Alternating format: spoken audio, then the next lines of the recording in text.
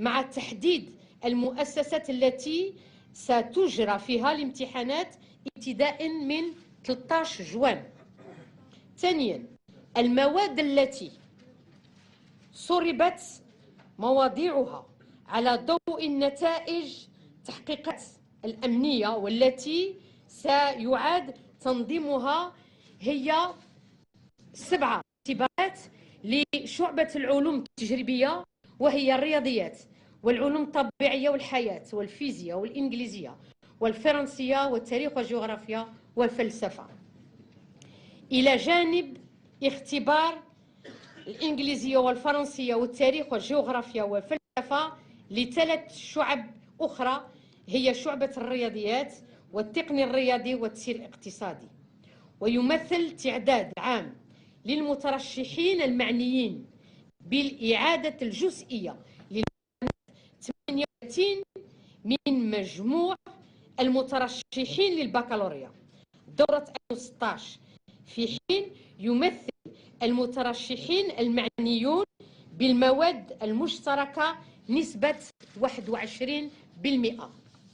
ثالثا، وبما أن دروس المراجعة لا تزال حية في أذهان المترشحين، تقررت إعادة تنظيم الامتحانات في المواد المعنية بتسريبات الأيام 19 20 21 22 و23 جوان 2016.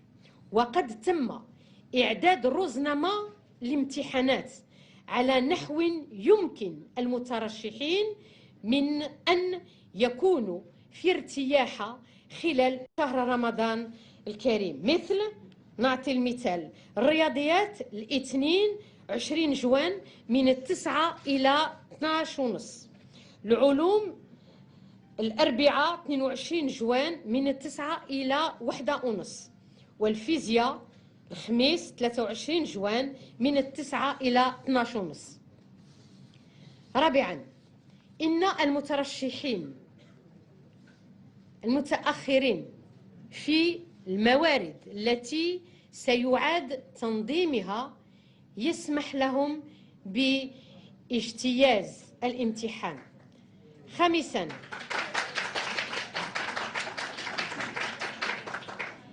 إن المترشحين الذين تم التأكد من تورطهم من عمليات الغش على ضوء تقارير المحررة غير معنيين بإعادة الاختبارات عملا بالتنظيم سري المفعول. سادسا، سيبقى جهاز التصحيح وإعلان النتائج لجميع الامتحانات والمسابقات كما هو، في حين سيتم إعلان نتائج البكالوريا لجميع الشعب في نفس التاريخ الأسبوع الثاني من شهر جويلية.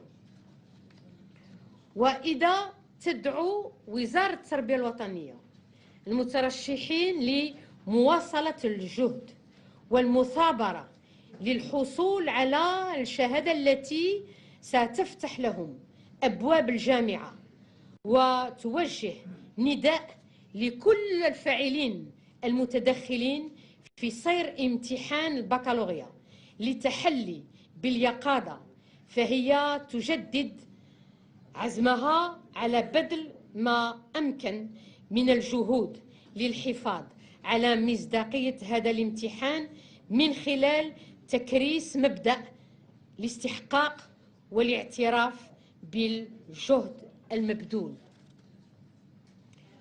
وننهي إلى العلم كافة المترشحين المعنيين بالإعادة الجزئية للامتحان أن أبواب المؤسسات ستبقى مفتوحة لسماح لهم الجماعية الموافقة النفسية بتجنيد مستشاري التوجيه والإرشاد المدرسي. حدا موافقا لجميع المترشحين، ورمضان مبارك.